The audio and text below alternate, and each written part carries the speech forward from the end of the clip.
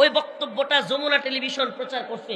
যমুনা টেলিভিশনের নিউজটা প্রচার করার সাথে সাথে আমি একটা কমেন্ট করেছি প্রেস সচিবের নিচে, কিভাবে সমস্যার সমাধান করবেন, কিভাবে রোহিঙ্গাদের ফেরত পাঠাবেন, যেই রোহিঙ্গাদের পক্ষে মুসলমানদের পক্ষ থেকে জিহাদ করতেছে আবু আম্মার জুনুনি, যে আবু আম্মার জুনুনিকে আরাকান আর্মি কিছু করতে পারে নাই, যে আবু আম্মার জুনুনিকে মায়ানমারের সেনাবাহিনী কিছু করতে পারে নাই, বাংলাদেশে রোহিঙ্গাদেরকে জিহাদের জন্য তৈরি করতে চাইছিল, আপনারা বাংলাদেশে আমেরিকার কথা শুই না তারে জেলখানায় বইরা রাখছেন, তাইলে রোহিঙ্গাদের সমস্যার সমাধান হবে কিভাবে?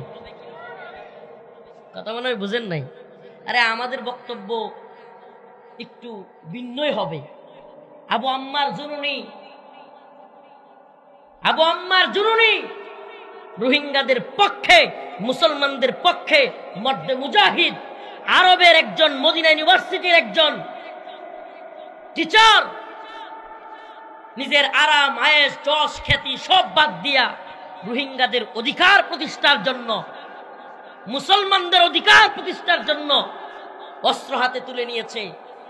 ৭১ নিজের দেশের পক্ষে যুদ্ধ করবার কারণে মানুষ স্বাধীনতা পক্ষে থাকবার কারণে সে মুক্তিযোদ্ধা, আর রোহিঙ্গাদের পক্ষে, মুসলমানদের পক্ষে যুদ্ধ করার কারণে আবু আম্মার জুনুনি হয়ে গেছে জঙ্গি সন্ত্রাসী।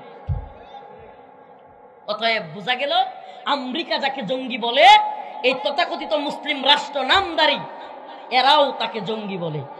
আরে বিশ্বের সবচেয়ে বড় সন্ত্রাসী, বিশ্বের সবচেয়ে বড় জঙ্গি তো হলো আমেরিকা। আপনি কবে বুঝবেন? কবে বুঝবেন? আপনি কে বুঝাবে আপনাকে? ওই আমেরিকার পশ্চিম ওয়েস্ট করেন, ওই পশ্চিমের দালালি করেন, উন্নত রাষ্ট্র।